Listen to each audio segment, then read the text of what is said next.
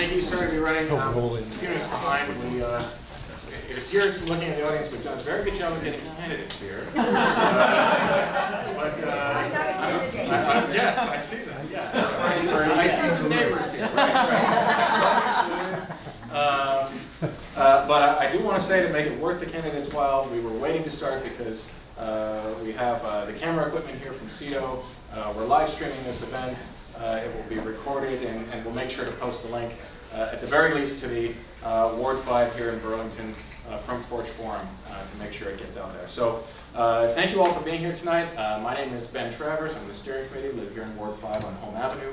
To introduce the other steering committee members here, we have Bill Keogh. Birchcliff Parkway, right, Bill? Alder Lane, close enough. All right, close enough. Birchcliff neighborhood. Andy Simon, Alec Bauer, both from the Five Sisters. Not here tonight, Joanna Grossman and Joe Derry, but certainly were help in putting this event together. And Ben, I'm sorry, you said you were live streaming to where, please? Oh, it's on YouTube. We have the Ward 5 NPA has a Channel 17 page that we've started live streaming our last few meetings. Hopefully, it's up and running. At the very least, I can guarantee you it is recording. I want to thank everyone for being here tonight. Of course, thank you to City Market for hosting us as usual. We're going to begin with our open forum. We have a really interesting agenda tonight. But Andy invited all the candidates to be here, given that this is our last meeting before the November elections. So we wanted to begin by giving candidates an opportunity to take this venue to briefly introduce themselves. I understand from Andy that there may be at least a couple candidates here who expressed to him that they have some other engagements that they need to get to. So I want to make sure that we call on them first, but then we'll get to everyone as well. So I understand that perhaps Suzanne, you mentioned it to Andy and Louis Meyer? Yes. Yeah, so Suzanne, do you want to kick things off, or Louis, or, yeah, please. Thank you.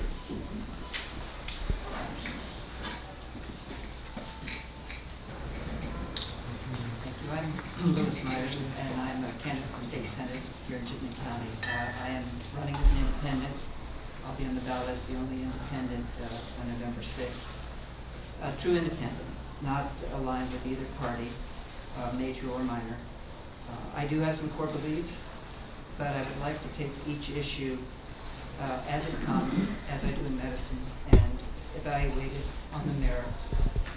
The other thing I'd like viewers to know is, excuse me, is that I'm a physician, board certified in internal medicine. I've been a physician for 25 years.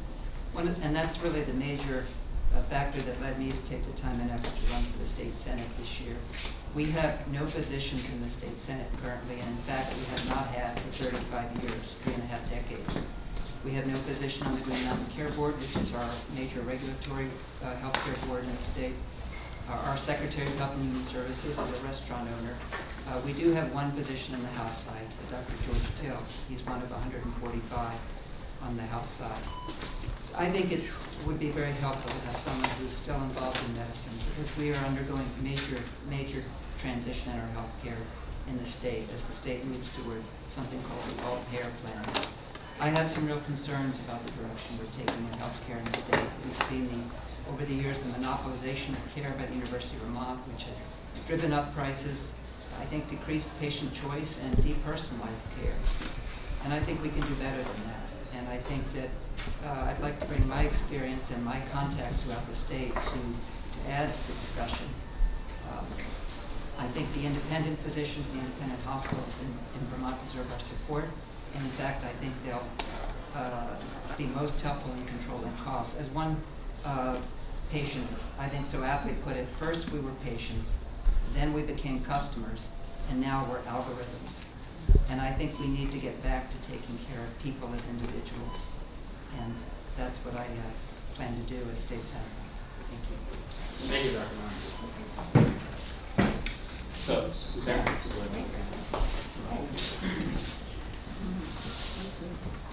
Can I stand instead of sit? Or? You can, yes. Okay. I think you'll be picked up on the mic. All right. So it's great to be here. I'm Suzanne Brown. I'm running for Assistant Judge of Chittenden County, along with my Democratic partner, Connie Kane Ramsey. Now, what in the heck does an assistant judge do, right? I'm sure all of you came out for the assistant judge race. Well, race. They sit mainly in family court and some in civil court, and they are fact finders.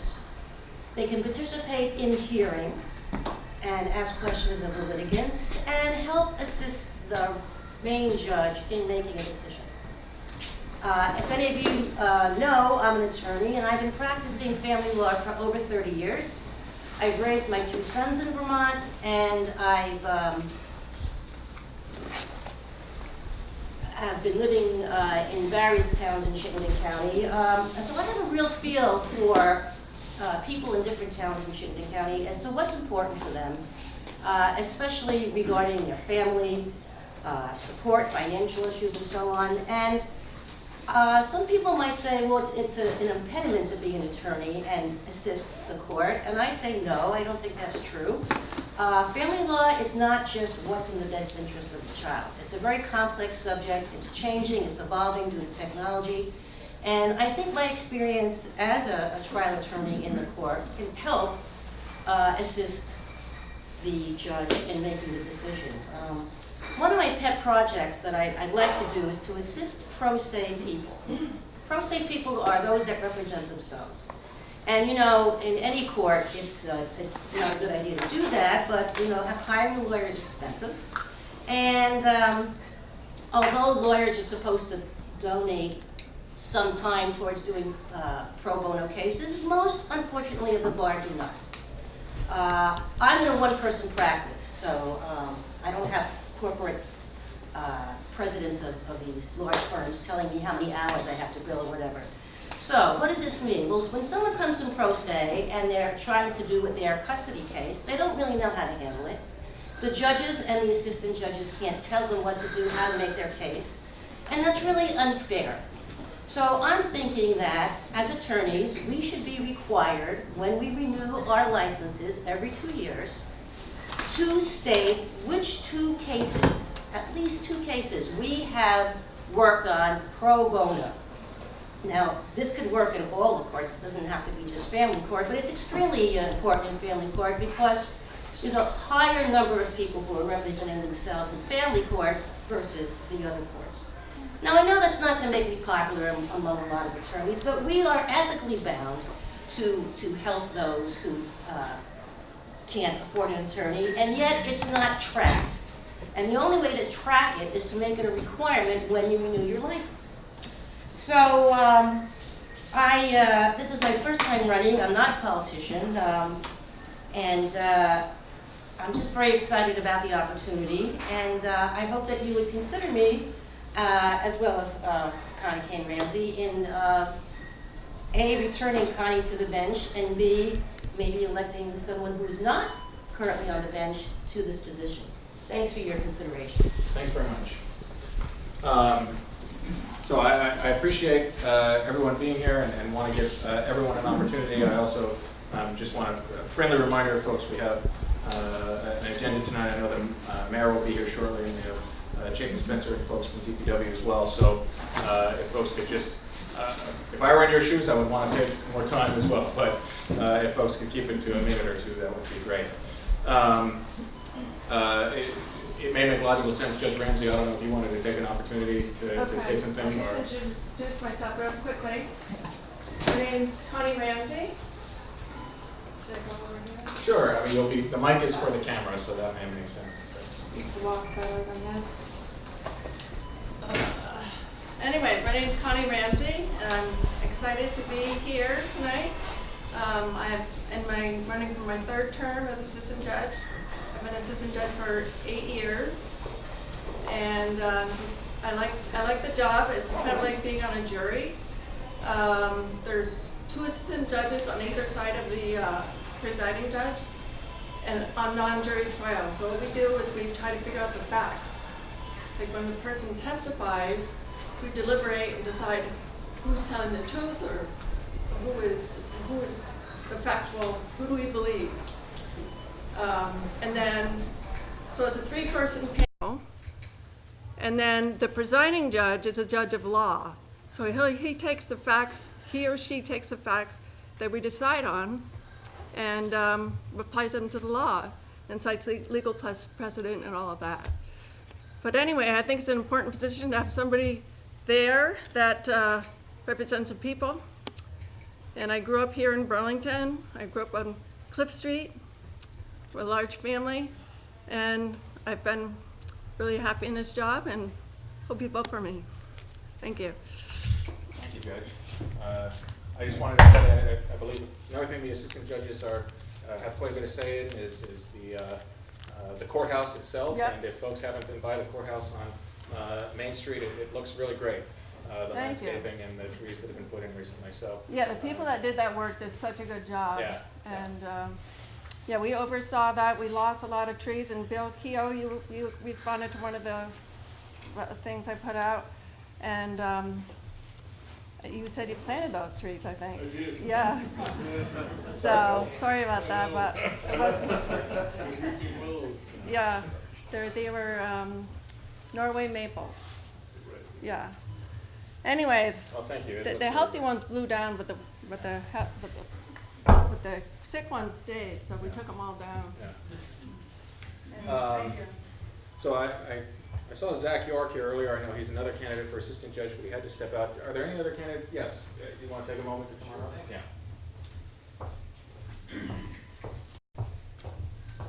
Good evening, everybody. My name is Greg Glennon. I'm the probate judge for Chittenden County.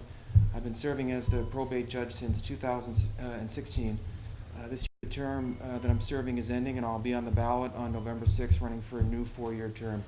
The main role of the probate judge is to handle adoptions of kids, probate estates, when someone leaves property at death that has to be administered, and guardianships for vulnerable adults and for kids who need a legal guardian. Obviously, we deal with very vulnerable people at the probate court. I've worked very hard each and every day for the last 2.5 years now to demonstrate that I have the sensitivity to handle these family-oriented cases and the legal skills to deal with some of the complex issues that come up from time to time. We see about 3,000 new filings each year at the probate court. It's a very busy place. We have a tremendous staff at the registrar's office. We have 2 registrars of probate and a docket clerk who do a great job. It's a pleasure to work with the staff there. I live in Burlington, in Ward 7, other end of town. My wife, Hannah Donovan, is a registered nurse at UVM Medical Center. Our kids are 10 and 8, and they're attending the Burlington Public Schools. We love this city. We love this community. Serving as your probate judge has really been the honor of my lifetime. I don't know that I'll ever have a better job, and if you'll all have me, I'd like to keep it as my job. So thanks for your time tonight. It's great to meet everyone I haven't met, and hope you'll consider me again for a new term as your probate judge on November 6th. Thanks so much. Thank you very much. Okay, thank you. So just going around the room with faces I recognize, Representative Sullivan, did you want to say something? Or? Okay. Hi, I'm Mary Sullivan. I think I know several people in the room. I'm the state rep here, and I am running for re-election to my 3rd term. I'm the vice chair of the House Natural Resources Committee, and I serve as the co-chair of the Legislative Climate Caucus. I am very passionate about environmental and climate issues. I think that climate is probably the mother of all issues, that if we don't really tackle that very seriously, we are going to be up the creek. So I do take these issues seriously. I work hard on them. I coordinate with a lot of people, not just around the state, but around the country. I will continue doing that. If I go back, I know that I'm uncontested, so chances are probably pretty good that I will be doing that. But, You never know. You never know. And thanks for the support I've received from so many people in this area over the time that I have served. I really appreciate it. Thanks. Thank you. Alex, did you want to take some time? Yeah, sure. Yeah, thank you. I'm gonna sit down though. Okay. Hi everybody, I'm Alex Farrell. Still shivering from a sine wave I just did. It's really cold out. So I'm running for state senate. I grew up in Shelburne, but I live out in Burlington's New North End right now. I know most everybody in this room, but I serve on the steering committee out in the New North End, and that's one of the ways that I've served Burlington. I've also been on the CDBG board, Community Development Block Grant Board. That's distributing HUD funds to projects to help fund little charities and projects that folks do around the city. I've also been on Burlington's board for the registration of voters, where we've gotten a lot of folks registered, some new Americans, some folks just new to Vermont, or people that have just fallen through the cracks and hadn't gotten registered.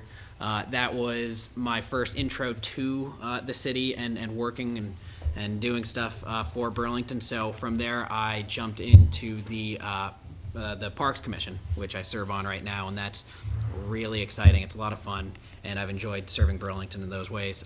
So like I said, I'm from Shelburne. I went to CVU, then UVM, and while I was at UVM, I studied finance. I coached a lot of baseball, so I traveled around with a lot of high school kids and got to kind of mentor in those ways. And since then, I've worked as a data analyst at a small mutual insurance company. As a data analyst, I've had to make a lot of tough decisions and make a lot of tough recommendations to our management team to make our company stronger and more secure for our policyholders. But that's taught me a lot that I think those skills would be very transferable to the state senate. So anyway, I'm Alex Farrell. Nice to see everybody. Thank you, Alex. Yeah, thanks. So I see a number of our other Senate candidates here this evening, both in the interesting time as well as with the reality that I understand you've announced you're running as a block and have been for some time. I'm wondering if you might be willing to. No, I see some heads shaking no. Well, in any event, I remember a news release on VT Digger a while back, so that's what I'm referring to. But I don't know if Senator Lyons or Senator Ingram wants to take some time to come on up.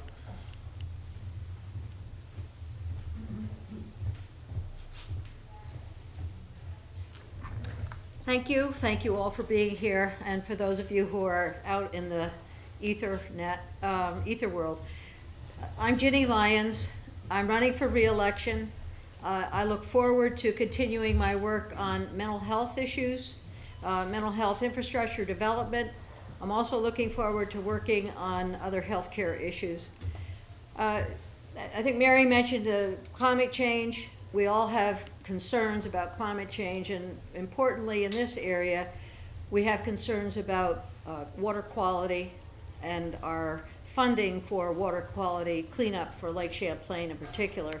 And I always want to give a shout out to Megan and Chapin for the great work that's going on in Burlington on stormwater cleanup. So I won't bore you any further, and thank you again for having us. Thank you, Senator Lyons. And yes, we look forward to hearing from DPW about the ballot measure here in Burlington coming up. Senator Ingram, yeah, thank you. Thank you. Well, thank you very much for inviting all of us. And my name is Debbie Ingram. I am running for re-election. I am currently serving on the Health and Welfare Committee and the Education Committee in the Senate. The experience that I bring is partly from the municipal realm. I was on the Planning Commission in Williston for 5 years, and I served on the Select Board in Williston for 6 years. And then in my day job, I am the executive director of a nonprofit called Vermont Interfaith Action, which is a coalition of caring, inclusive congregations of many different faiths all over the state that work together to address systemic change around social justice issues. So through that position, I've been able to do a lot of research and a lot of advocacy around affordable housing and homelessness, criminal justice reform, transportation, education, and economic dignity. So I believe that all of that experience really makes me a very well-rounded legislator. And the priorities that I have for my next term, if I'm fortunate enough to be reelected, are to try to pass a $15 an hour minimum wage and paid family leave again. Both houses passed that this past biennium, and unfortunately the governor vetoed them. But I think it's a terrible shame, a terrible disgrace that we have so many hardworking Vermonters who have to work 2 or 3 jobs just to make ends meet. And our income numbers have stagnated, and people need to be paid what they deserve to be able to afford to live in Vermont. Also, universal health care is something that I am very passionate about, and proud that we passed a universal primary care bill, and I'd like to have that continue to advance. And then I have a real heart for justice, so I care very deeply about treating our immigrants and our refugees well, and doing more work on systemic racism in the government. So I hope that you will support me in my reelection. Thank you. Thank you, Senator. Senator Baruth?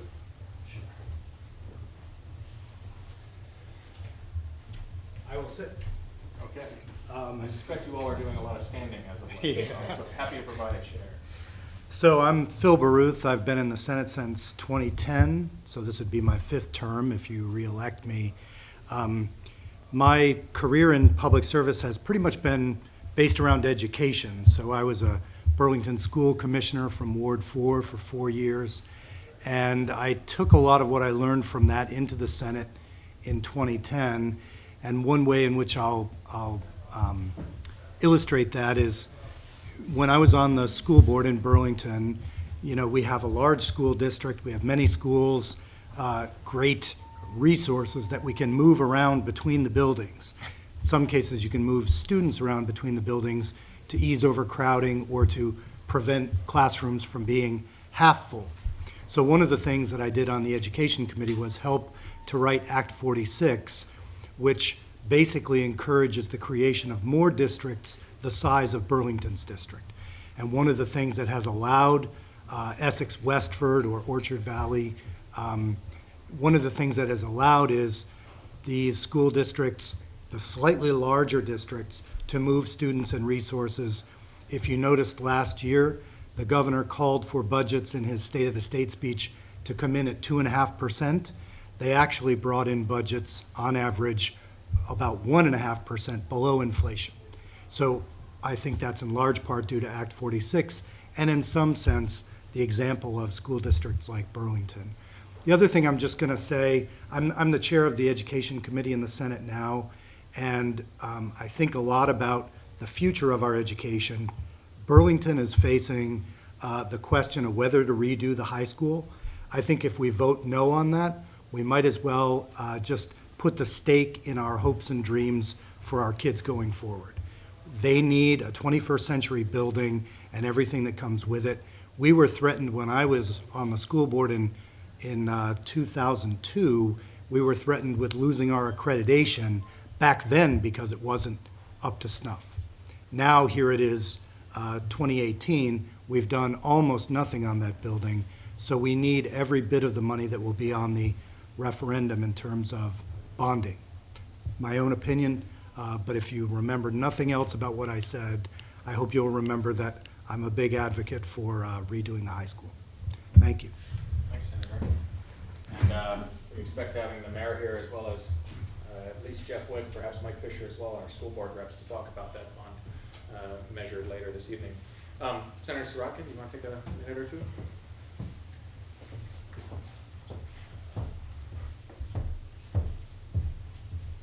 Thank you. I'm going to try and keep within the 90-second rule. My name is Michael Sirotkin. I live in South Burlington. I've spent my entire life as a lawyer advocating, fighting, representing consumer rights, workers' rights, employment rights, and social justice issues. And in this past session, I recently got appointed to chair the Economic Development, Housing, and General Affairs Committee, which deals with a lot of those issues. So it's sort of the ideal job for me. And in that position, I was able to successfully move through a path to $15 on the minimum wage bill and to pass a relatively modest paid family leave bill, and also deal with first in the nation regulation of data brokers dealing with data privacy. And you'll probably read tomorrow in the paper that we've just been sued over the bill we passed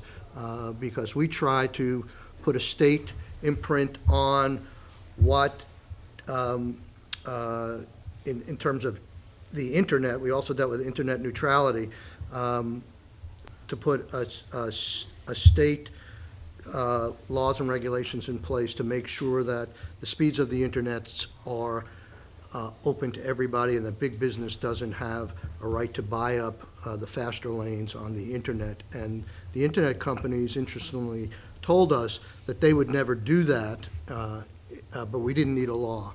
And we felt we needed a law because of what was going on in Washington. And as a result of that, even though they said that, now they've turned around and sued us. So you'll be reading about that tomorrow. But as I said, these issues such as minimum wage and paid family leave are near and dear to my heart. And if you choose to reelect me to the Senate, and I still have that same position, those will be the first order of business for my committee to pass those again. And hopefully, the governor will not veto at this time, and I'm hopeful that that might be the case because we now see New York and Massachusetts passing laws that are even more aggressive than us, so we're not, we're falling behind the curve at this point on those social and economic justice issues. So thank you very much. Thank you, Senator. Moving around the room, Senator Pearson. Thank you very much. I'm Chris Pearson. I'm one of the newer senators. I'm up for my first re-election. Prior to serving in the Senate, I was in the House on behalf of Hill Section and Old North End for 5 terms. And so I've enjoyed expanding that experience and serving in the Senate for these last 2 years. It's been very exciting. My history has been a person that's been out in front on a lot of issues. So I was one of the co-founders of the Climate Caucus that Mary mentioned in 2012, trying to elevate those issues. I have been very outspoken on our need to clean up the lake, on our need to expand renewable energy, on income inequality, on criminal justice reform, and on and on and on. But one of the bills that I was, maybe is the very concrete but simple bill, was been in the news just the last couple of days because we realized that 92% of eligible Vermonters are registered to vote. And that is credited to a bill called, a change in policy called automatic voter registration. That was my bill as a member of the House. So that every time you go to the DMV now, a Vermonter has to say, no, I don't want to be registered to vote. You have to opt out. So we have actually the highest, I believe, eligible, or among the states with the highest eligible registration among eligible citizens. Now we got to get the vote out. You got to turn out the vote. There's a big leap there, but that's. I have also been working on democratic reforms. I think that democracy belongs to all of us. Right now, it's deeply under threat at the federal level, and I think it's more important than ever that we elect people to the Vermont legislature that can really push on issues that actually have ramifications around the country.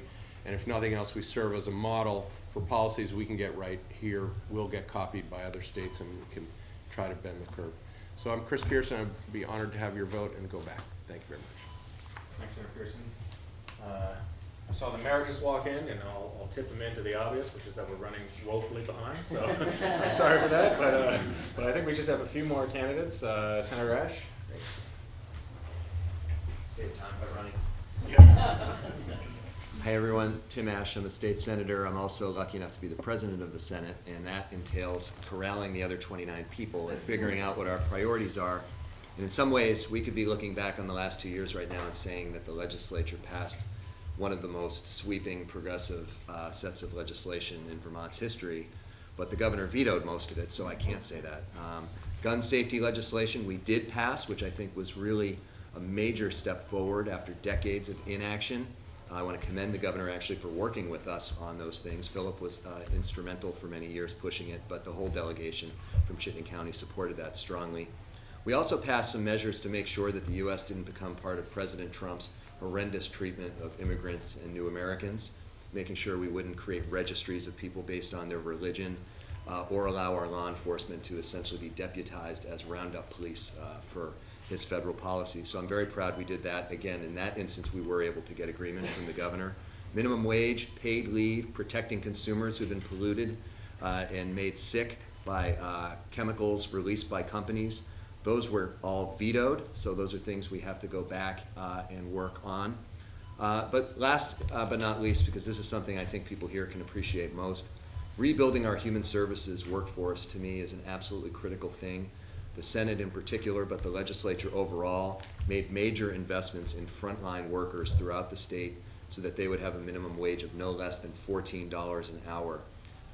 We did that despite a governor who opposed any resources being on the table and generally did not favor rebuilding our human services workforce. And I'll just give you one example of how important that was. I met with folks at a developmental services agency in southern Vermont, and an individual there said that what her job was to go and support an individual with severe developmental disabilities to be able to go to the Brattleboro Food Co-op every day.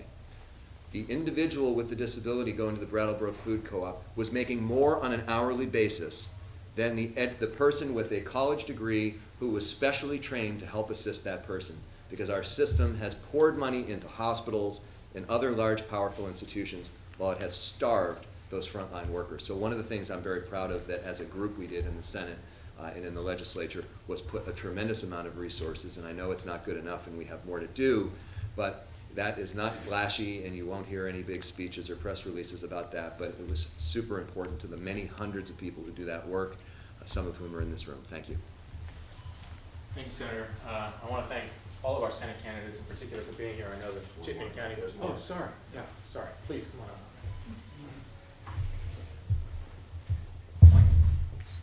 So, my name is Paul Dame. If you ask me again, I'll tell you the same. I've been using that line since 8th grade. So I grew up on a dairy farm down in Brandon, Vermont.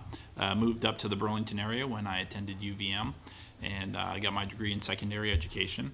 And so I lived actually not just down the road here, just off of St. Paul Street for a while until my wife and I got married and we moved out to Essex. And I had the pleasure of serving Essex Junction in the House for one term.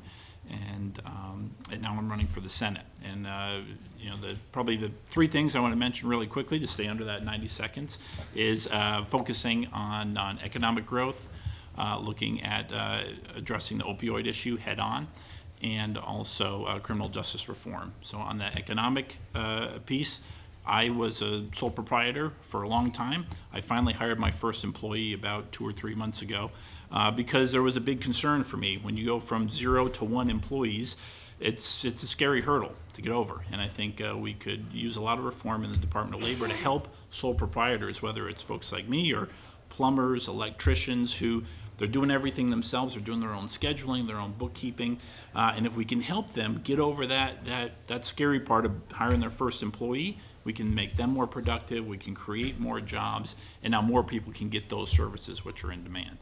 The second piece about opioid treatment, I served on the Human Services Committee when I served in the House, and was one of the few Republicans that actually voted to spend money and open up a new clinic in St. Albans, and that helped reduce the wait time that we had. We had over 500 people on the wait list here in Chittenden County at that time, and that's getting close to or is at 0. So I'm proud of the work that I did there, and I think there's still more to be done in terms of harm reduction and helping folks who are suffering from addiction to be safer. Even just something simple like providing fentanyl test strips so people can know how dangerous what they have is. And then thirdly, criminal justice reform. You know, I think we've really got to get away from the model of locking everybody up who is suffering from addiction, and looking at reducing, eliminating the penalties for mere possession and looking at focusing on treatment for those folks. I also have a little bit concern that if we have more prisoners than we have capacity for, I mean, we really need to take a look at who's going into prison, and is that the best thing for them? Is that the best way to help them integrate back into the community and make them a productive member? So again, my name is Paul Dame, and I hope you'll consider voting for me as one of the 6 choices you get for Chittenden County Senate. Thank you very much. Thanks very much, Paul. What I was going to say before is that I know that the Chittenden District can be a little bit of a beast, so I really appreciate everyone being here. We're one of 8 wards and one of many municipalities that are within the district, and so it means a lot to us that all the Senate candidates in particular took the time to be here this evening. And as I mentioned earlier, we will make sure that a link to the video is sent out to everyone in Ward 5 on Front Porch Forum. Do we have any other candidates here that wanted to take a moment? Okay, sorry. I'm a candidate, but we came from the forum. Okay, I was going to propose something, which is that we jump into DPW and carve out some time at the end for public forum, but if you wanted to go here in the beginning, I want to give you an opportunity to do that. Okay, so please. Yeah, okay, thank you.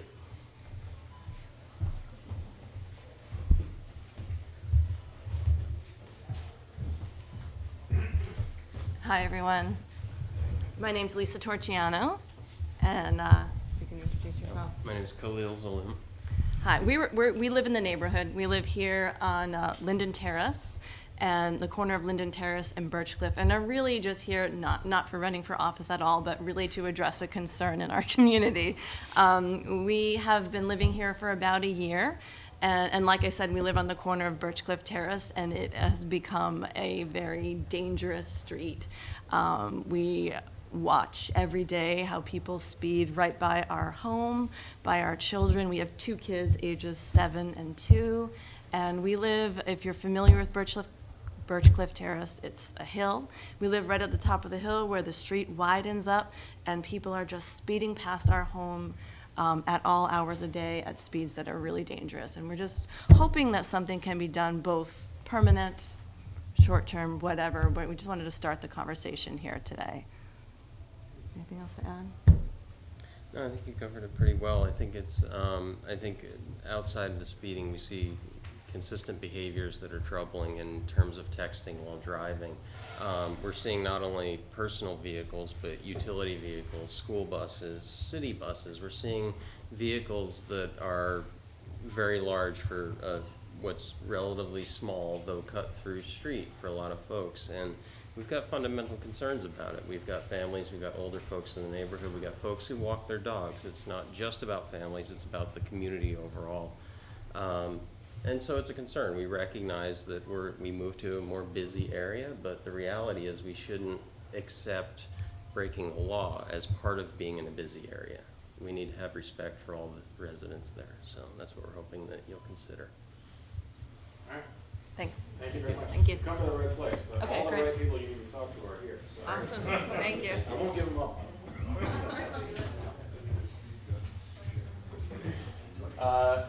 Anyone else for public forum now, or can we move to, yeah, Andy? I just wanted to mention that one of the things that we hope to bring up during public forum was the vacancy on the steering committee. Oh yeah, good point. So I mentioned it on Front Porch Forum. We have lost the irreplaceable Nate Orshin on our steering committee, who has left us for the bluegrasses of Kentucky, which means there's a vacancy on our steering committee, which we will work to fill at our November meeting. So if anyone here is interested in that, stay tuned for more details on Front Porch Forum. If there's a single candidate interested, that will make it easier. If there are multiple candidates interested at our November meeting, we'll likely have a straw poll of sorts and put some time on the agenda for folks to introduce themselves. But stay tuned for more details if you're interested in joining the steering committee. Okay, so as I mentioned before, we are running a bit behind, but we had baked a little extra time into the agenda. But I'd like to turn it over to Chapin and Megan from DPW, as well as the mayor, to speak to the wastewater bond issue.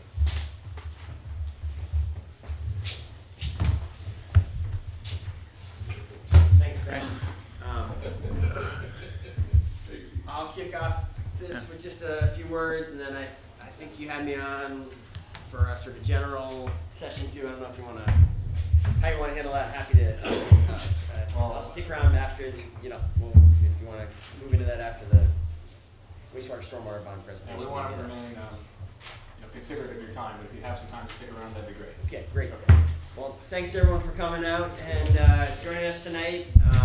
It's cool to be here in this room. I don't think I've been to a Ward 5 NPA since we moved over to this new facility. It's pretty exciting and something that one of the many things to be appreciative of the DPW crew about. They worked very hard to make it possible for this building to get permitted, despite the complication of having to build for the current road system as well as the expected road system a few years from now when the Champlain Parkway comes through here and changes things pretty significantly right out the front door here. But so thank you for that, Chapin, and thank you, Chapin and Megan, for allowing us to get together and have this important bond item before us for the election less than 3 weeks from now.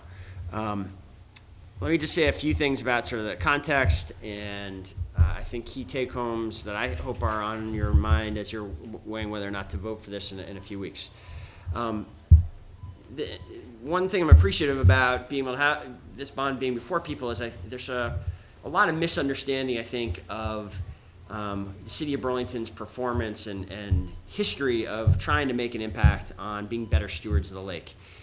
Early on in our history, we weren't great stewards, where there was a misunderstanding of basic public health, and the original sewer system was built to directly deposit all of our sewer straight into the lake, and that was a system that persisted for the first half of our city's history, basically. But that started to change in 1953 when we opened the wastewater treatment plant down in the heart of the waterfront, and then there was a second plant opened a little farther north a few years later, and then the third plant. And from the mid-50s on, we have done a good job of treating the typical normal day sewage that flows through the pipes. Where we have troubles and where we didn't really try to do anything until the mid-90s is when it rains. Starting in 1994, we tried to treat the combined flow, which is, and Megan will get into some pictures about this and how it works, but I think most people basically get that the rainwater, the stormwater as we call it, and the sewage run through the same pipes, and until the mid-90s, when they did run through the same pipes, 170 million gallons a year of that combined flow would flow into the lake. In the 90s, the city did an important thing. They separated some of the system, and they also built what we call the vortex that started to treat that. And from that day until now, it's a pretty rare event, and rarer generally by the year, that we have unplanned discharges of sewage or combined stormwater sewage into the lake. This summer, it wasn't as rare as we want. This summer was a bit of a step backwards. We had things going wrong this summer, things breaking this summer that made it really kind of change that general trajectory of progress.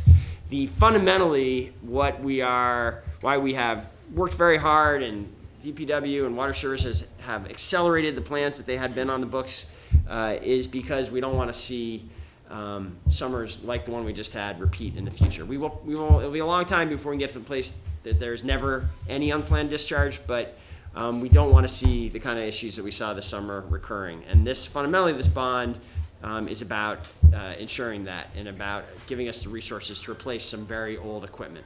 Here are quick 3 take-homes to sort of on top of that history lesson. First take-home is this. This may feel to some people like this proposal came out of the blue, and that it may feel like it's a rushed response to what happened last summer. That is not the case. This is a plan that has been worked on for years. It was something we expected to do probably a year from now, or at the latest a year after that. The events of this summer did cause us to accelerate those plans, but there's an enormous amount of third-party analysis, an enormous amount of computer modeling, scoping, getting cameras down into our pipes to check things out. All of that, independent experts estimating, all of that is behind the simple documents that we're putting before you, and these sort of simplified presentations. Second point is that I hope everyone sort of looks beyond. When you look at the headline price of this, it's a $30 million expenditure, which is a lot of money. What I hope everyone who is voting realizes is that we have worked very hard to make that $30 million investment as affordable as possible. We are paying for that bond in part through repurposing existing revenues that flow to the stormwater and wastewater utilities, and we are also going to maximize the opportunities out there for below market rate financing. So 2% loans instead of 4% or greater loans, which is the going rate typically for municipal expenditures. That brings down the cost of this by about 40%. it's essentially you're paying, it will feel like an $18 million bond. And then also the important thing is that this is different than property taxes. And this cost gets spread out over all water users, which includes the big institutions that don't pay property taxes or don't, full property taxes, UVM, the medical center, Champlain College, other nonprofits. As a result, this $30 million to the average household water user will only be about a $5 a month increase when all this work is done 5 years from now. And fundamentally, I think the third point I already made is that this is the main purpose of this is to keep us from going backwards and to keep us on a trajectory of becoming better and better stewards of the lake, which is a high priority for us. With that, I've taken up a bunch of time already. I'll turn it over to you guys. Well, I guess we can, I don't know how much more you want to catch up. I can give a couple more details or try to proactively answer a couple of questions I've already heard out there and expand upon what the mayor said. We can go right into Q&A if that's a better use of your time. Let's open up for questions. I'll probably, if somebody asks me a question, it'll probably lead me down the path I was going to go anyway, but that way hopefully you guys can maybe regroup a little time. Yeah. Does that work? Sure. Andy. Looking at the materials that you sent out a few weeks ago, one of the things that struck me was that there's a lot of having to deal with the waste of like the breweries and cideries and industrial users that essentially were treating their waste. And I guess I'm wondering what the trade-off is in terms of what they have to put into the system, either, in what form that happens to make up for the fact that the city is taking on their, besides general economic welfare, and the sort of vibrancy of the city, what direct sorts of payments do they have to make to cover some of the. So, thank you for that question. The majority of the stuff that is in this plan, the pipes, the high-risk mechanicals, computerized controls at the treatment systems, whether the breweries were here or not, need to happen to ensure that we don't have unplanned discharges. There is money in here, I think it's about $425,000 to specifically come up with a more robust pollution prevention program. So that's a regulatory framework that won't just apply to the breweries. So what Andy was talking about is that any industry that manages organics, so breweries are an example, the cideries are an example, but restaurants, bakeries, chocolate factories, grocery stores, anytime somebody is putting more down the drain than the typical homeowner, that is food for the bugs, the biological system at the plant, and they can't handle large amounts of food all at once. It needs to be kind of balanced. I've likened it to a compost pile. You can't just toss a whole bunch of grass in your compost pile and expect that you're going to get good compost. You're going to get a stinky pile of grass. You have to get everything in there in the right order. So the development of a more robust industrial pollution prevention program isn't going to just look at the breweries. It's going to look at all of these different entities and how we can come up with a tiered regulatory program. As part of that tiered regulatory program, we will be requiring certain things depending on people's level of strength of waste. The breweries are already paying a surcharge, so for the longest time we managed this issue by collecting additional money to offset the fact that they were burdening the system more. That was mostly going towards paying for the extra electricity, the chemicals, the little bit of staff time that was needed to manage their extra waste.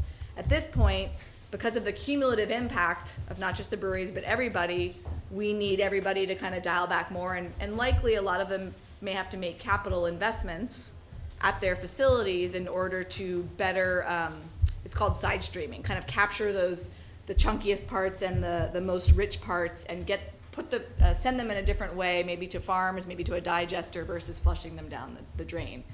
There could be additional surcharges involved with that. That's part of the program.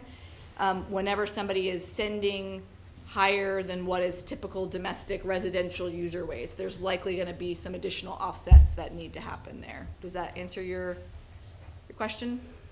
Only just a quick follow-up. What forces a company to make those capital investments on So we have, What kind of enforcement? we have a sewer ordinance which actually prevents, it lists the amount of BOD that is acceptable. So I think it's either 400 milligrams per liter or 250 milligrams per liter. That's been the The basis. amount of organics Yes, in sorry. the discharge. And we have the right to essentially already reject waste if it is causing upset at the plant or if it is higher than that amount, and we're allowed to require them to do additional things. We hadn't implemented that previously. We were, I think, late 2016, we had started working on this because we were starting to see the trends, and unfortunately, the summer, the trend kind of got out of control. We haven't figured out, there's no smoking gun, there's no one industry that started doing something different. It's just sort of the cumulative effect. I think everybody's it's good, everybody's experiencing success, but we now need to manage how they can be successful while also being lake friendly. They've been extremely cooperative. When we've reached out, we're doing additional sampling, understanding what practices they've already implemented, because a number of the industries have already started to implement stuff as soon as they realized that they were having an impact on the plant. It's really the cumulative nature. These industries, many of the specific companies have done very well in Burlington, and we're very appreciative that they have grown and invested and employed many of our residents. But it is the cumulative number and their growth that has created this pressure. Next. Bill?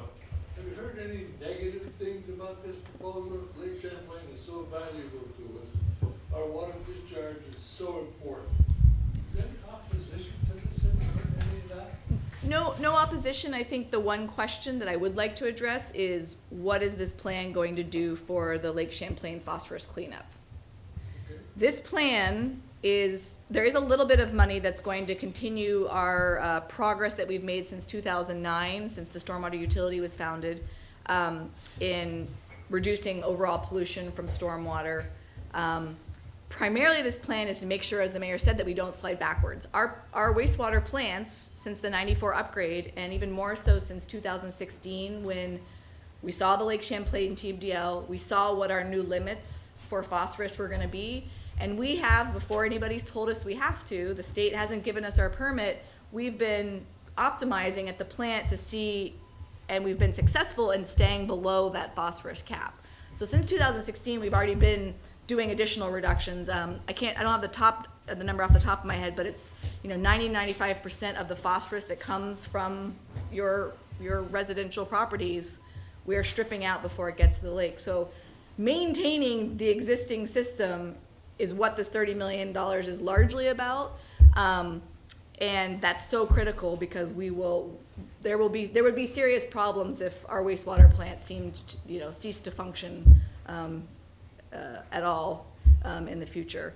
There is about $5 million in there for combined sewer and stormwater retrofits. So this is going back into streets that are existing, buildings that are existing, and figuring out how we can reduce stormwater inputs from those properties, which can drive phosphorus exports in the separate storm sewer system, but can also then drive some of the combined sewer overflows that we saw this summer. One point I wanted to make, because this is a misunderstanding, stuff broke this summer at the plant. There was about, in total, 13 million gallons, 13.5 million gallons of discharge of partially or untreated combined sewer overflow. One reminder, when we have to report the gallons of unpermitted discharge, in many cases, in almost all cases this summer, a large portion of that is actually stormwater. We can do the calculations, particularly for the untreated CSO, so the Pine Street Barge Canal, which is the one that goes off the most. I've done the actual calculations, and 95%, 97% of the total volume that we report to the state is stormwater. Doesn't change the fact that it's still 10,000 gallons of sewage that is in that stormwater, but it isn't as big as what I think the media portrays. The other piece is that our untreated combined sewer overflows. So these are the relief points out in the system that are part of the system. It's not something the city decided to do. It was how all combined sewer systems were built. Because if they didn't have those relief points, the sewage would be surcharging, going to the surface of the street, where people would be getting splashed with it, it'd be going into back into people's homes, and so they were designed to have these natural relief systems. There was nothing different on the untreated combined sewer side. There was nothing different that the city did. It's purely driven by rainfall. So this year we had about 10 combined sewer overflows, totaling almost 1 million gallons. Last year we had 8, but that's purely because of the way the rain fell, not because we were doing anything wrong. The rest of it, the vast majority of it, was because of things breaking at the plant, and that's what we're trying to fix.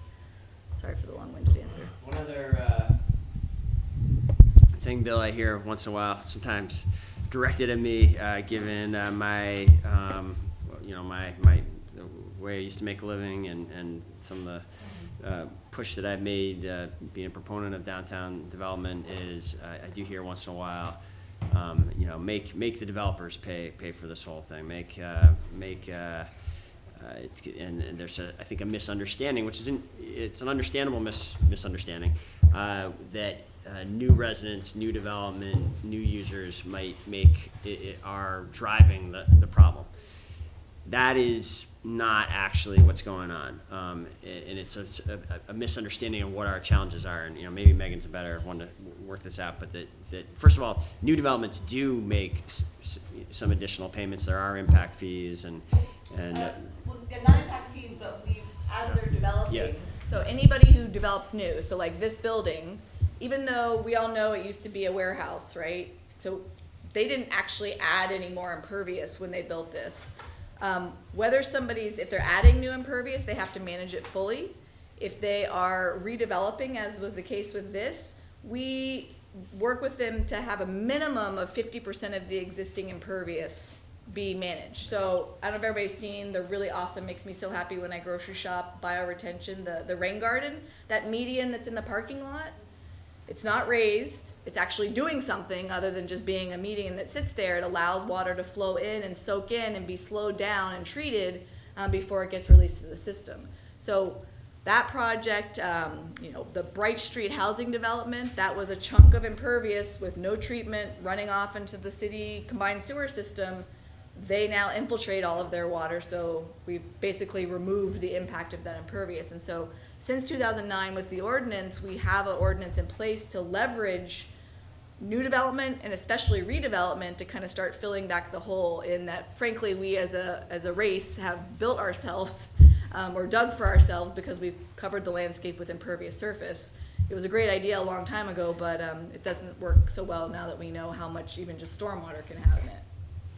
The other thing I was going to say in my other long-winded answer was this plan doesn't have as much about the long-term improvements that Vermont as a state needs to make with regard to phosphorus reduction, right? We know the phosphorus cleanup plan. Our plant's doing well, but we have a parallel process that's been going on since about 2016, 2017, integrated planning, where we're putting all of the sort of newer requirements, additional phosphorus reductions, really driving those combined sewer overflow frequencies down as far as we can so they really are going off only once in a while. All of that is a plan that we're working on now, and that will probably likely be coming in the next 4 or 5 years to folks to say, what does the next 30 years look like? How are we going to make things even better? This is stabilizing and modernizing what we have now. The next phase 3 if you will be how do we make things even better and set ourselves up so that we as Burlingtonians are contributing to the Vermont all-in approach of farms, developed lands, wastewater treatment plants. Everybody's going to have to do something. What's Burlington's lift, and how are we going to do it most cost effectively? Other questions? So my question for you, Mr. Mayor, part of the frustration I have as a voter is that it feels like the city is sort of bidding against itself right now, not in a strategic manner, because this is a great plan, but it seems like everybody was like, oh no, a lot of things are about to get on the ballot, so let's rush everything we can. And a lot of different groups from within the city push things forward in a way that, as a voter, it's like you would like the city to be working together when we're making multi-million-dollar proposals. So part of my frustration is, why are we going to take on, $30 million for water, $70 million for a school, however many $1 million ends up being for memorial? memorial come March, without a unified vision of how we should be spending our money, especially since, what we've been doing is just getting our finances in order. So, that's sort of, I don't even know if I have a particular question from that, but it's just that's the frustration I have. Is this sounds like a great plan, but why is this not a part of a unified vision for, spending millions of dollars in the city? Great question. A lot of the work we have done over the last, call it, since really most of the time I've been in office, the last 6 years, has been to try to be able to answer that question in a comprehensive way. And I think there are a number. I would posit to you that we actually do have a pretty comprehensive plan right now, and we've just filled in some of the last steps of it that as a result of this, these questions that are immediately before us, that at some level I hope are reassuring. Let me explain what I mean. And one more kind of preface here. I would say, in some ways, I see this work as being a significant piece of putting our finances in order and responsibly stewarding our assets, if you will, which is a part of financial responsibility.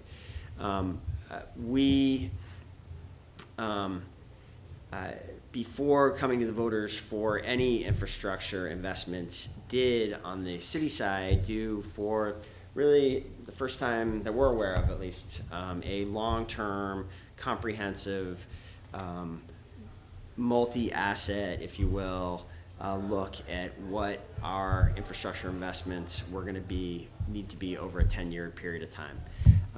We worked on that for years. We went to every commission in the city. Every commission that has responsibility for some assets. We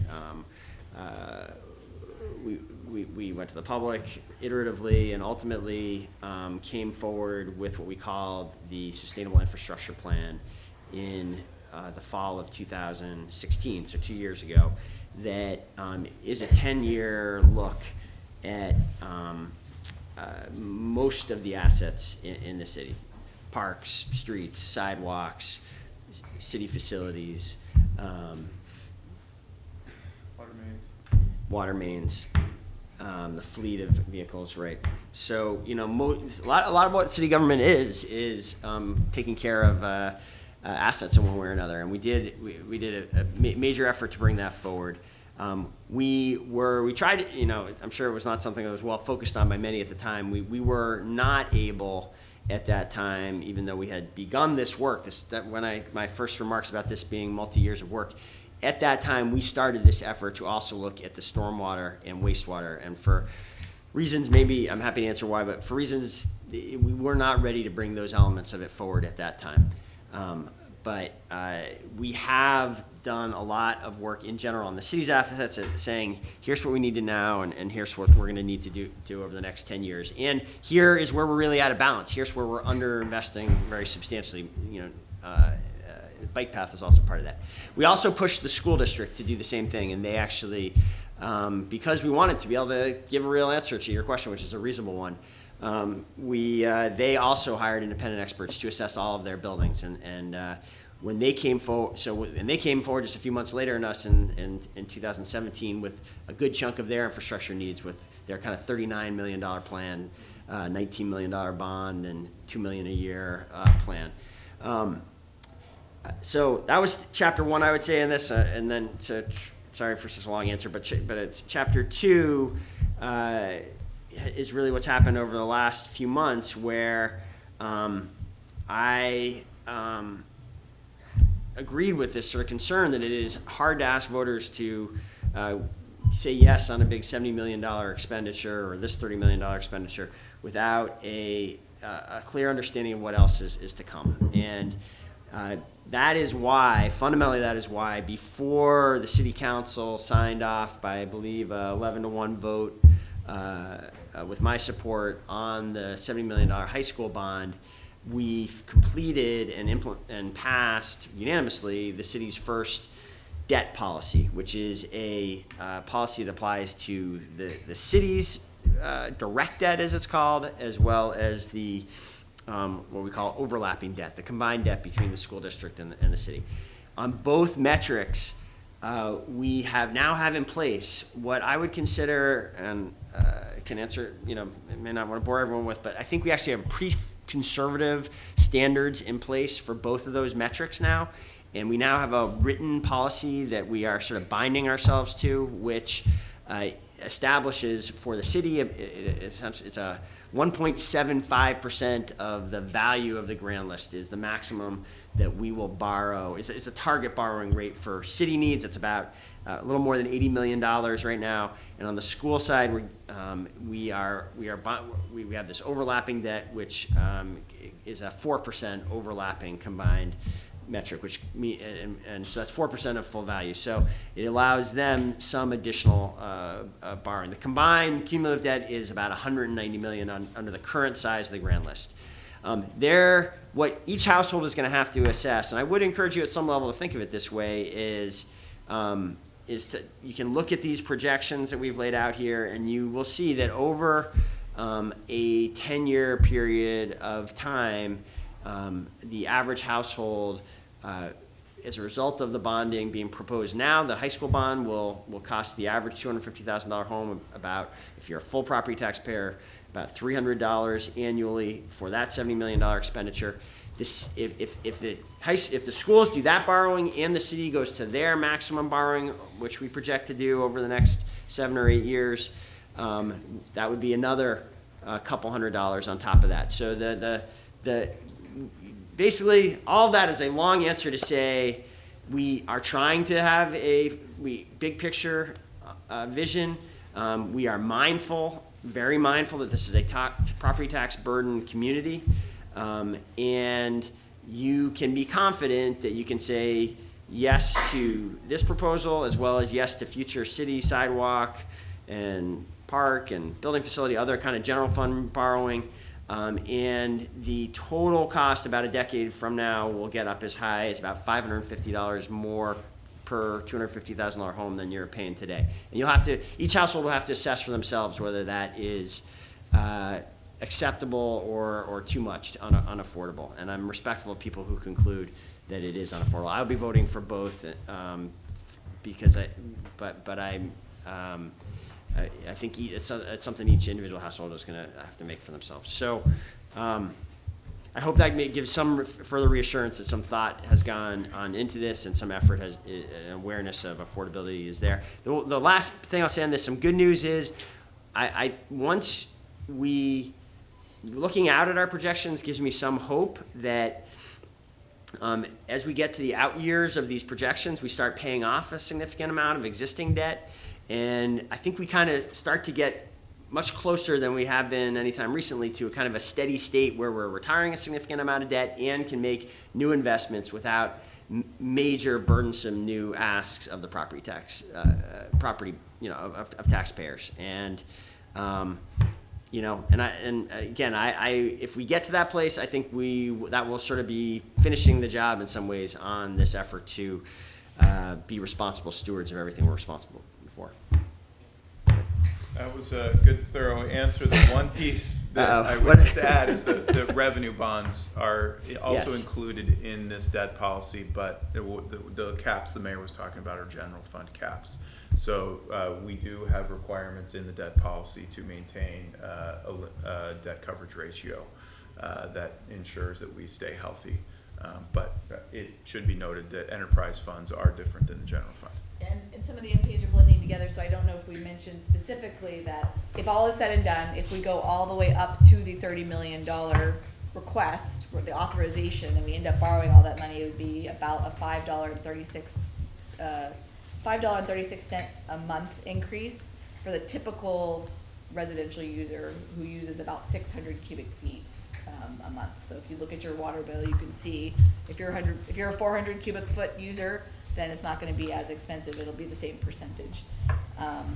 The other thing is, it is an up to amount. We just yesterday, the combined sewer green stormwater infrastructure grant opportunity hit the streets. We have about a month to apply for that.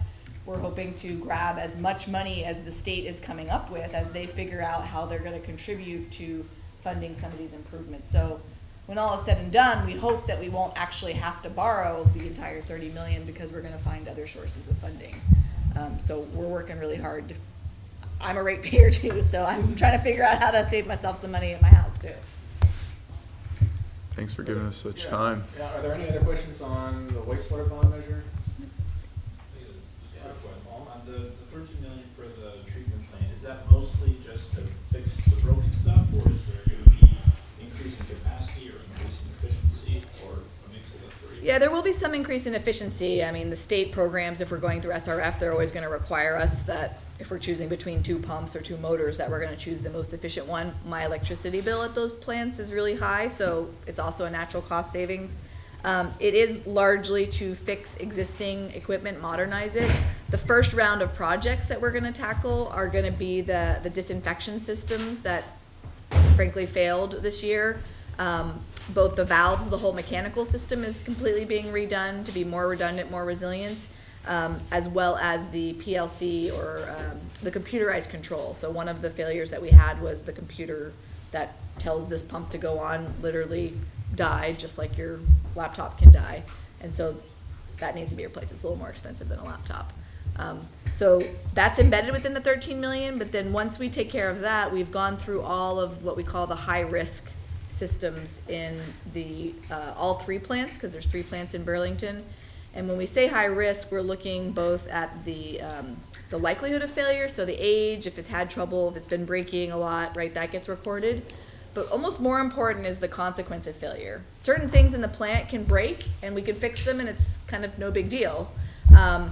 Other things we can't let break, and a lot of times, like the stuff that broke this summer, when it breaks, we have to wait for the storm event to be over or for flows to die down before we can actually get in there and fix it safely. And so I know some people kind of wondered if we knew that this stuff was going on in the moment, why couldn't we do something? And it's literally because tens of millions of gallons are hitting us, and you just have to wait for the storm to pass before you can get in there and fix the valve and whatnot. And in all of the incidents within 24 hours, we had fixed it or at least done our best to Band-Aid it.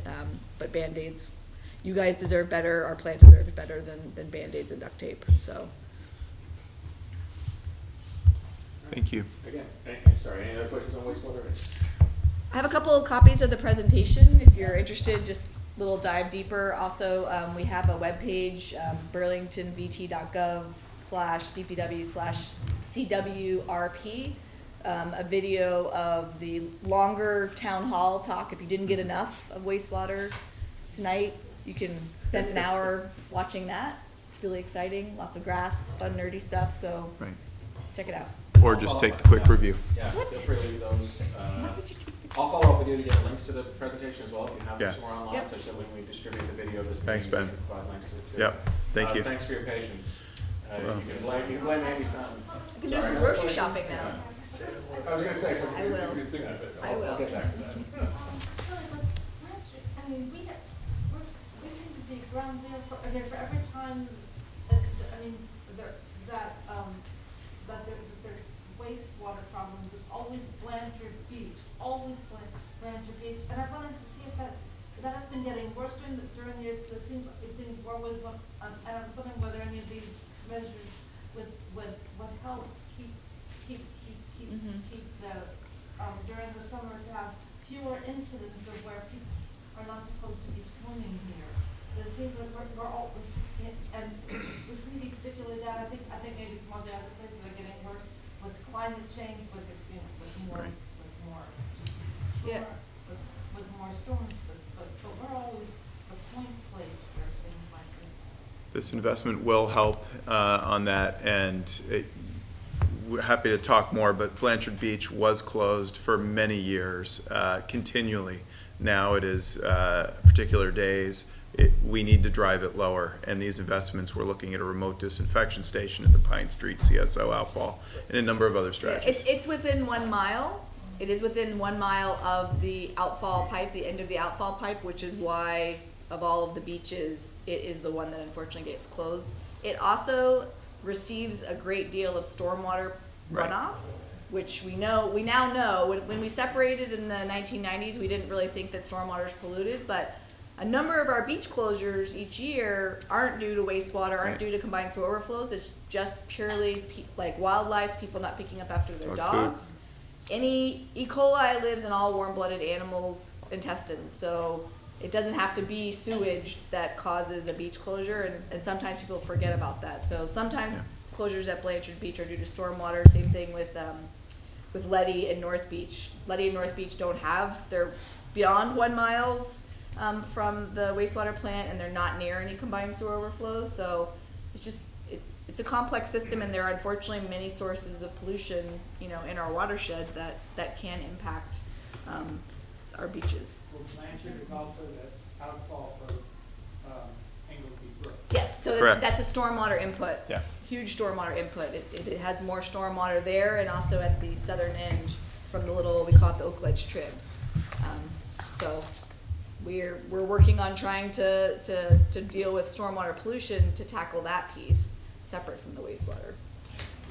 So I was about to make a backhanded compliment to Andy Simon. He did such a good job getting all of the candidates here that the agenda's been pushed back.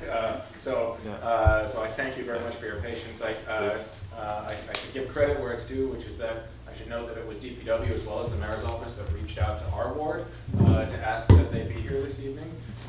And so I greatly appreciate your volunteering your time to being here tonight. It's important. Thank you. I think this is the finale of the NPA. Yeah, well, say the best for last. And the grocery shop now, right? Yeah.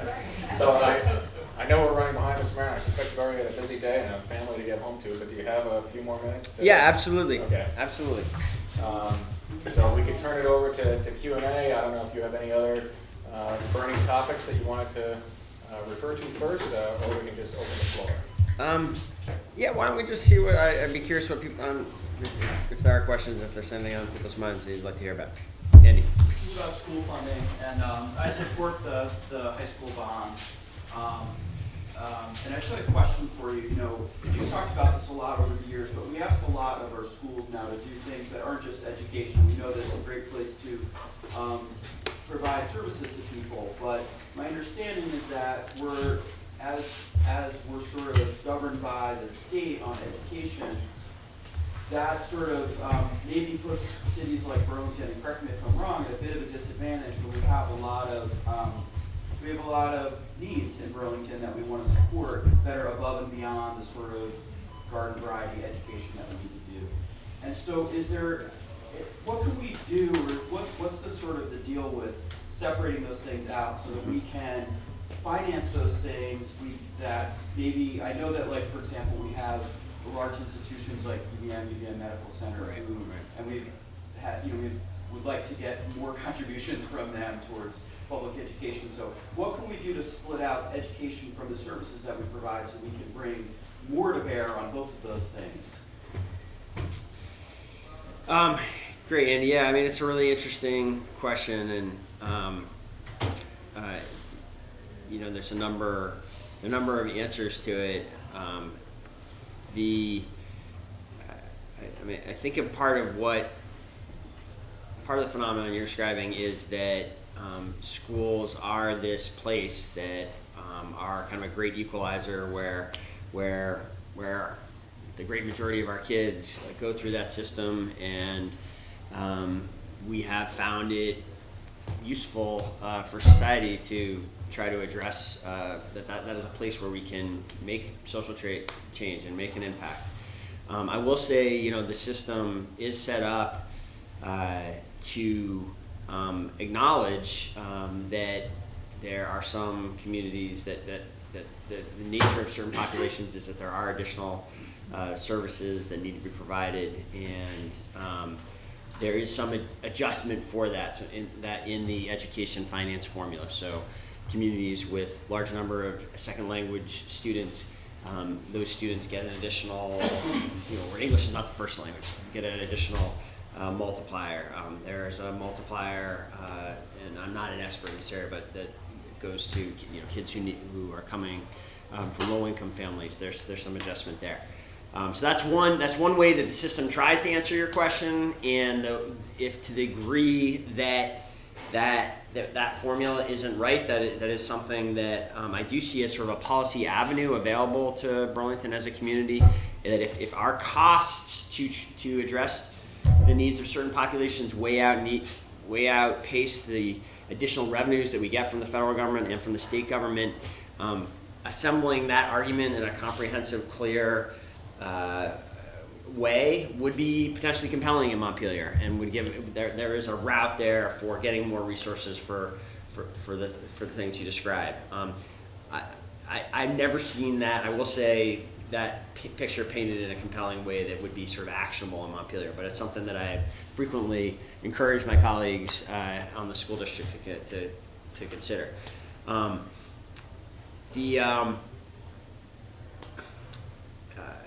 One thing that I'm trying to do, and I don't think I'm going to be able to perfectly answer your question, but one area that I think there is a movement to put more responsibilities and costs on the school district is in pre-K, pre-kindergarten, and there I agree with the notion that we need additional investments in children, our youngest Burlingtonians, our youngest Vermonters.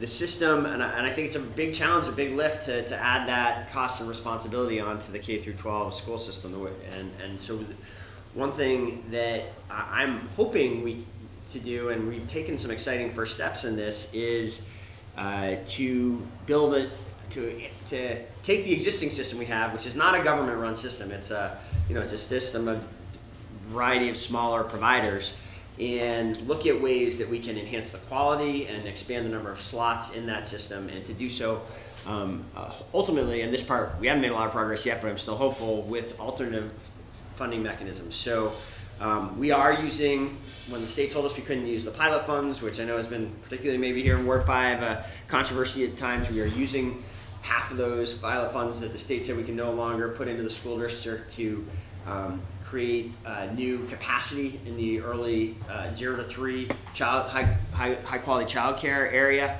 We're into the second year of that program now, and we are soon to announce a scholarship program. That the first round of grants were sort of capital grants, where we are, for example, funding this a small piece of this Y expansion, the creation of 50 new high quality slots for infants and toddlers of the YMCA. In the second round of this new program, we are going to try to fund scholarships for children that are living in or near poverty, that are not, get more kids into the high quality child care system.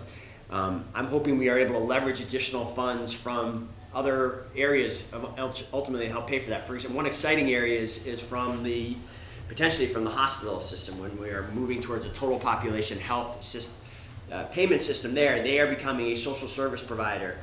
Because where they see the opportunity to make investments that bring down their costs. And so it does link back to the school system. This will take pressure off the school system. Ultimately, I think if we can do a better job with these at-risk populations, 0 to 3, 0 to 5, do that outside of the school system, we will actually bring down some of the needs in the school system and not put additional burdens there. I'm not sure that's where you're going with that question, but I hope that at some level it feels like we're trying to address it. Bill, did you have a question? Controversial question. Okay, go for it, Bill. I expect nothing less from you. I'm a biker. Are we going too far with this new system of planters and bollards, and how permanent is this? And the question is, what's going to happen in the wintertime when all these stuff? I'm sorry Chapin left, but I didn't think of that question until you. Okay. Yeah. Are we going too far, or are we going too far and too fast? Go ahead.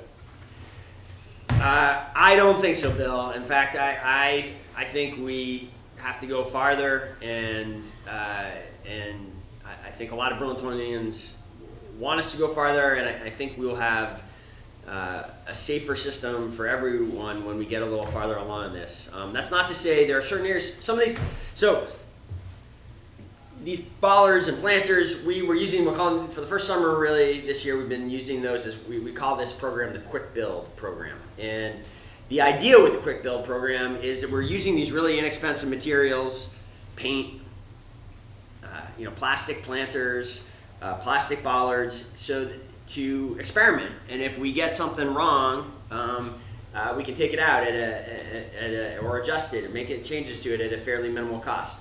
There was sort of an example of that with this pilot project that was tried. Really, this came from citizen groups, fellow South End residents over at Edmonds Middle School the past couple weeks. They tried a new way for kids to be able to get to school and leave school on bicycle.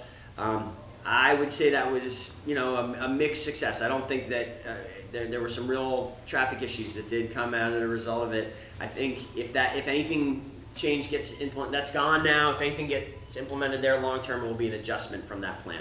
That's kind of the idea with the quick build as well. I will say, I think this is important work for us to try to do, and there are, I think, an undertold story of it is where there are positive things happening as a result of these changes in the roadway. We now have a couple years of data on what we did on the North Avenue corridor, where we went from the 4 lanes to 3 lanes. We have brought down injuries on North Avenue, documented now, scientifically significant by about 50%. Not an enormous number of injuries, about a dozen a year that are not happening now that probably that would have happened. We can say with some confidence had we not made these changes. I think, it doesn't sound like a huge number unless it's your kid or yourself that gets involved in that accident. I think that kind of change is important. There are safety improvements that can be made in other areas of the city. I think what we've done here in the South End, up at the 5 corners there with the quick build, has made that intersection substantially safer. I think on Main Street, getting across where Champlain Street crosses down by August 1st, I think where we see these improvements are significant, we ultimately will come back and we'll replace the planters and the paint with a more permanent curb where they prove to be safety and where they prove to be helpful. What exactly is happening in the winter? We are having a transportation internal summit next week, and that's one of the questions I'm asking. I think we're taking most of this, if not. I think there's some areas where maybe some of the plastic bollards are staying, but I think there are a number of areas where the stuff will come out. Union Street, where we've had that protected bike lane in there, there's a big question about whether we go through a second winter with that or not. So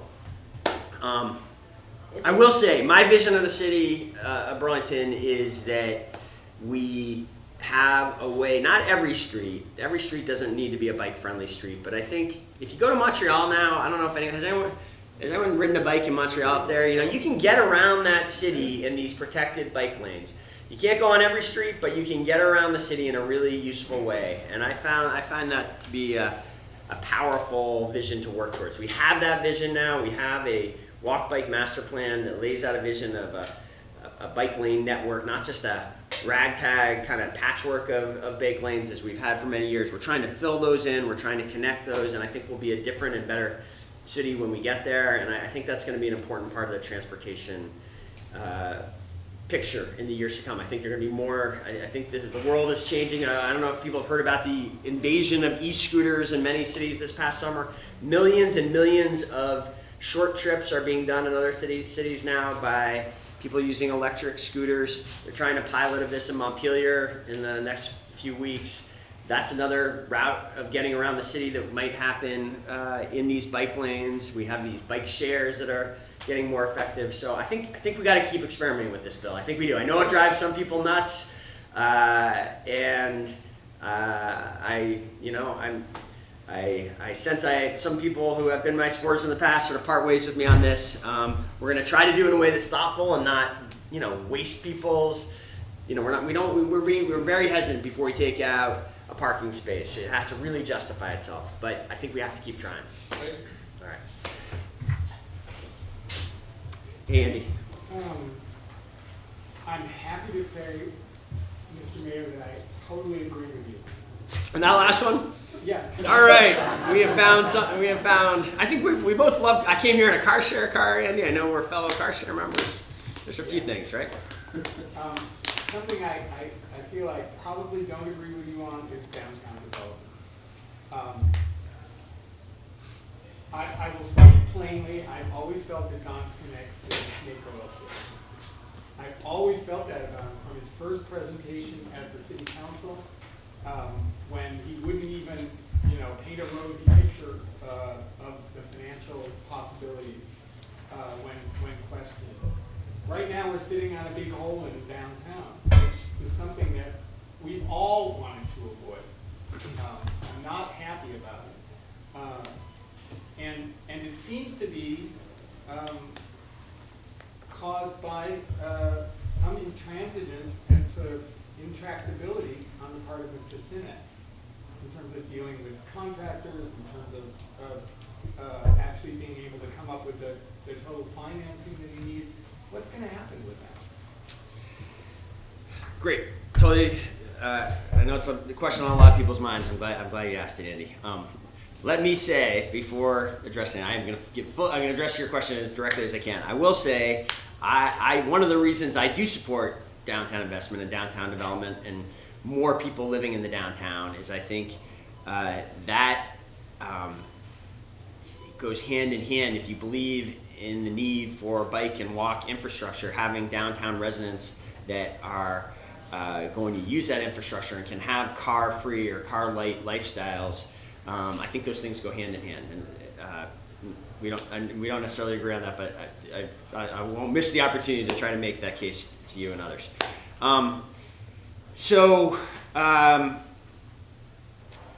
What is going to fundamentally? You're asking what's going to happen with downtown.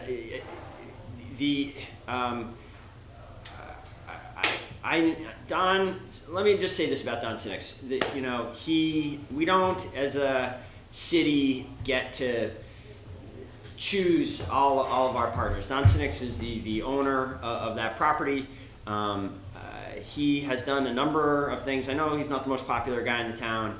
The city did not move forward with making agreements with him until he had done a number of things to prove to me and others that he was capable of getting significant things done, things that are important when you're trying to pursue a project. Before the city made an agreement with him, he showed himself. He actually bought the mall. He was the owner of the mall. He was the person. If we wanted to see a transformation there, he was our choice for who to work with. He said he was going to bring LL Bean. He was talking about it publicly before he had an agreement. That concerned me some, but then he delivered on that and got them here, and I think did a high-quality renovation to get them there. He started to have a problem with a partner early on where they had very different visions. The other partner didn't really want to do much with the mall, kind of wanted to keep it there and operate it there. He bought that partner out and resolved things. So I will, for what it's worth, there may not be much at this point, I will say that. Where are we now?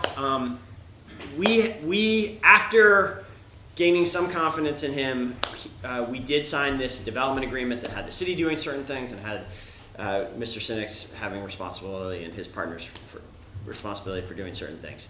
The city has now made good on the commitments that what we needed to do. It is now time for the developer to move forward. And I do have some concern the project is not moving. I think it's too soon to conclude that it is not going to go forward. We are in direct communications. I will say when they came to us in late August and asked for a modification to the development agreement so that they can move forward with the foundation, we had a debate about that. We had some public discussion about that. The city made that change. We made good on that as well. When a month later, in late September, they had not even applied for the permit, much less started. I went down to New York City with a couple members of the team that are working on this. We talked not just to Don Sinex, but to his managing partners, which is this firm of substantial capacity, Brookfield. They are one of the larger. They are the largest American real estate development company. They certainly have the means to move forward, and we've begun direct conversations with them and been saying to them basically, it's time for you to move forward. It's now 3 full weeks since then, and it does concern me that we haven't seen progress on the site. And I will say to you, we are certainly communicating our displeasure about that. You've seen some of that displeasure in the media. And we had an executive session meeting with the city council about what our options are for going forward, which, that kind of, I can't go a lot farther into that. I think it's too early to conclude that the plan is not going to go forward. If they do, I do think it is fair to ask and wonder, given where we're at and given the inaction relative there. I will say this. If somehow there's a need to get to a plan B, there's an owner there that has capacity for a plan B, and we are much closer to where we want to get as a downtown for what has already happened than where we were a year ago. The fact that that problematic building is no longer there, I think it's a positive thing. It is a highly developable site in a very productive and healthy city, and it is certainly, if we get to the point of having to come up with a new plan there, we will be able to get it done. I'm hoping it doesn't come to that, but we're just going to have to see how things play out in the weeks ahead. Hi. Burlington Telecom, what's going on with that these days and the negotiation? Great. Yes. Where we are with Burlington Telecom is a year ago, as you know, after much debate, we made this decision to sign an agreement with Schurz Communication. That agreement, I don't know, probably not worth kind of recreating everything in that agreement, but it's an agreement that we negotiated hard with, and which I think is a strong resolution of this very problematic challenge that we've had to resolve this, troubled history of Burlington Telecom. It is an agreement that would, first of all, ensure that Burlington Telecom continues to operate much like we know it today, providing residential and commercial services. There are a number of community investment commitments that Schurz makes in that, $250,000 a year to help grow the kind of tech ecosystem and entrepreneurship in Burlington, $50,000 a year to STEM education. They have committed to continuing the existing policies with respect to privacy and net neutrality, a number of other things. That's not exactly what you're asking, but just to reground us on where we were. Yeah, what's that? You are answering my question. Yeah, you're telling what. Okay, so that agreement that we settled on after looking at it, I think there were 8 different firms that had made proposals back then. We settled on Schurz after that excruciating and challenging debate we had at the city council. We settled on Schurz. What has happened since then is we are going through a regulatory process. The way telecommunications works, the way cable works in this state is any cable change in ownership of a cable company needs to go through a regulatory process at something called the Public Utilities Commission, or the PUC. And that is a lengthy process. It's lengthy in part because the PUC is very busy. They deal with lots of different regulatory issues, get channeled through them from across the state. It's just one 3-person body. And we are getting towards the end of that process. The agreement that was structured the end of last year has not changed, and it is nearing, we believe it's likely nearing approval. There was just a final hearing for it a few weeks ago. Final legal briefs are due in the next couple of weeks before the end of October. We're still in October, right? And we expect they will make a decision, and we're quite optimistic that it will be an approval, if not by the end of the year, in the first part of 2019. And then I expect we will move quickly to complete that transaction and for the change in ownership to take place. I know it's from many people's perspective, it's not the optimal outcome. It is an outcome that I feel some pride addresses all of the goals that we set out to address, given the situation we had back in 2012. It keeps the fiber in the ground, operating, serving the people of Burlington. It importantly ensures competition. We will not go back to the days where Comcast or its predecessor Adelphia had a monopoly and could act like a monopoly. You will have Schurz will be a competitor to Comcast, and they will not be allowed. One ongoing important item the city has is they are not allowed to sell into a monopoly situation in the future. The city can block such a transaction in the future. And we will be getting back some, not all of the money that was spent illegally back in 2009, 2010, but we will be getting around in the neighborhood of $5-6 million back, either in the form of cash that goes back to the general fund or in the form of some ownership in this new entity. So, did I hit most of what you were hoping to there? Is there any element? Yeah, but there are some groups that are still fighting this. That's true. There are, I believe, 5 members, for 5 of our fellow Burlingtonians who have become what is called interveners. They have hired a lawyer and they are trying to block the sale.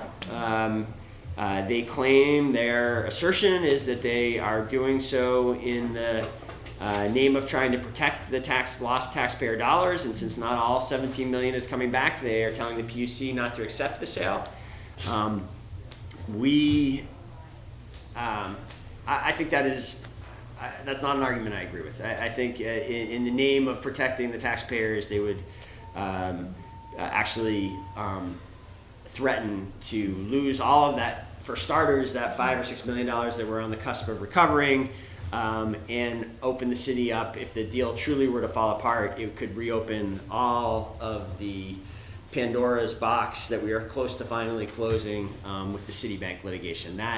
That too remains still dormant, but there, and would spring back open if somehow this deal were to fall apart. So I think, yeah, I'm troubled by their arguments, and I don't agree with them. So, I really appreciate, Mr. Mayor, you're staying beyond the allotted time. Looking at the clock, I'm assuming that we won't see any of our school board representatives. I'd be surprised, but given that, if you would indulge me with sort of one last question. Absolutely, Ben, go for it. With respect to the school bond. Yes. When the $70 million bond proposal was put on the table, in the wake of what can only be described as some contentious debate over the $19 million bond, your office sent to the school district a letter outlining some reasonable questions, mainly as to why, right? So why $70 million, why now, why this design, so on and so forth. And given your statement earlier that you'll now be voting in favor of that measure, I'm assuming that those questions have been answered to your satisfaction. And I suppose my question for you is why? How so? Great. So yes, since I wrote that letter in August, from my perspective, 3 important things happened. We've touched on one of them already, which was we have come to consensus about what I consider to be a responsible debt policy, which I thought was a kind of prerequisite to taking on this. And that policy supports the $70 million investment. So that was point 1. Secondly, they did point by point answer all of those questions, and you can find those answers in a number of places online. They came, probably maybe the easiest to find is somewhere, I think it was the September 11th meeting, a special meeting. I believe we held a special meeting specifically to talk about that issue, and maybe the wastewater stormwater bond as well. And excuse me. And so if you go on to Board Doc, you will see actually a response to my letter there, and of the 8 questions, I think most of them are pretty compelling responses. They specifically, I became convinced that the $30 to $40 million, so, fundamentally why I think there's broad agreement that major investment needs to make it happen in that building. There's essentially been no real money put into that building since it was built in 1955, and there were some real flaws to that initial design, and those flaws have exacerbated over time as the building has fallen into disrepair. It is clear, I don't think anyone has made any argument that the circulation, accessibility issues in the building are acceptable. We waste a lot of money in terms of energy code right now. There was a potentially smaller plan that would have addressed those issues for some significant amount of money less than the 70 million. Ultimately, I was convinced that some real thought had gone into this being a building that really meets 21st century education goals in a new way, that there's a pretty lengthy list of the educational goals and other programmatic goals that can be achieved in the new building that can't in the existing building. I think there has been good expert input that went into some of the early thinking. And to kind of bridge to the third thing that happened,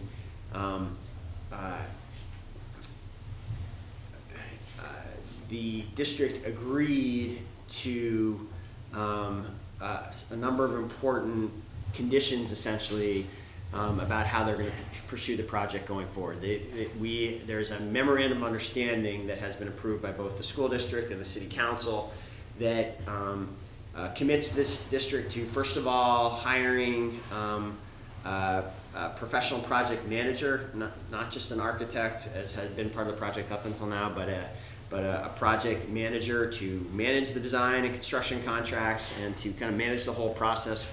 It is very easy for a big $70 million project being run by committee to go off the rails.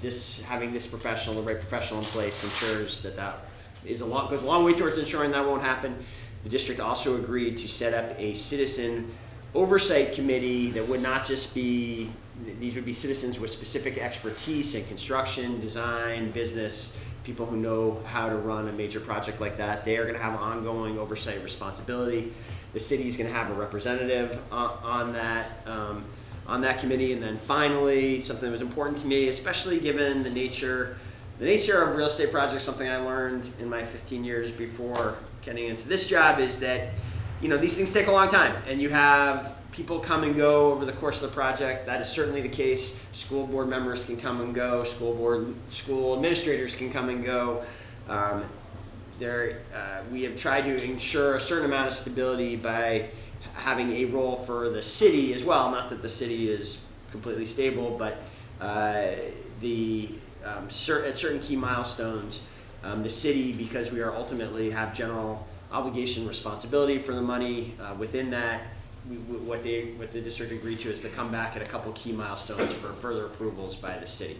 The combination of all those things made me confident that this is a good plan, and that we have a good plan for implementing it, and that when we get it done, our kids are going to have a much better chance of an outstanding 21st century high school education than they have today. I've got a couple girls going through the system. The idea that I think that'll be a really good outcome for the community. I'm personally excited about it,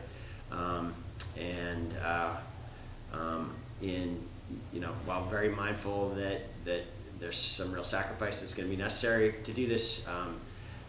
Again, I will be supporting it. I hope people give it a serious look and don't just reflexively reject it because of the money. I think, and there's for these reasons and more. All right. Well, I really appreciate you taking the time to come and meet with us tonight. I know you have a busy schedule. As I mentioned before, it was your office that reached out to us to volunteer that you would come out, and it's our privilege to be able to host you. So thanks for taking the time, Mr. Mayor. Ben, thank you for making this work. It's admirable thing to do for your neighbors to try to organize these events. So thanks for your civic energy, and thank you all for coming out. And hope to see you again soon.